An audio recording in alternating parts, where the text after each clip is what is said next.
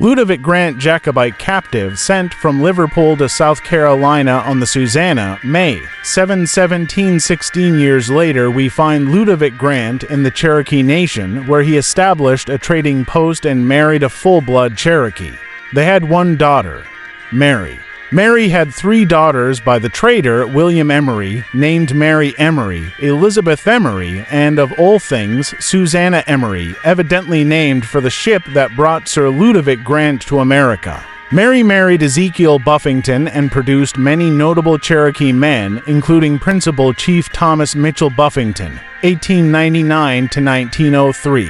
Elizabeth married John Rogers, white trader, and her descendants include Tiana Rogers, wife of Sam Houston, Will Rogers, and William Charles Rogers, Principal Chief 1903 to 1917. Susanna Emery married 3 times. One husband was John Stewart, the British superintendent of the Southern Territory.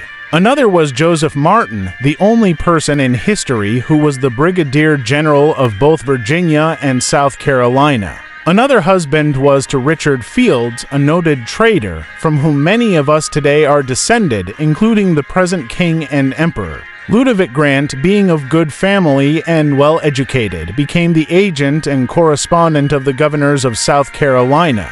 His letters, informing the governors of the happenings and situations within the Cherokee Nation, are published in the chronicles of that state. He was one of the few traders who were honest and respected, and he deplored the bad others in his letters to South Carolina. When a strange Scottish baronet named Sir Alexander Cummings visited the Cherokee Nation in 1729 to 1730, he was met on his second day inside the nation by a fellow Scotsman who was to be his interpreter. The strange happenings of that visit are duly recorded, along with the strange erratic behavior of Sir Alexander Cummings.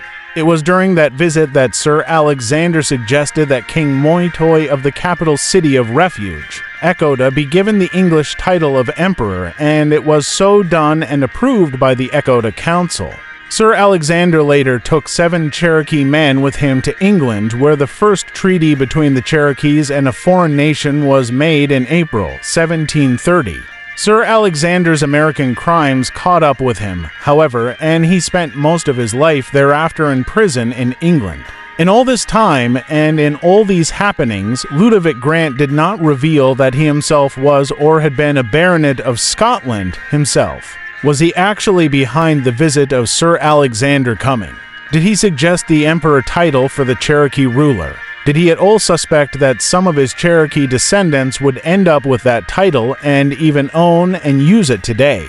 The questions may never be answered. Did Ludovic Grant and Sir Alexander Cummings know each other before Cummings' strange visit? Were they related? You see, the present Auca's research has also uncovered the fact that Sir Ludovic Grant's grandmother was Agnes Cummings.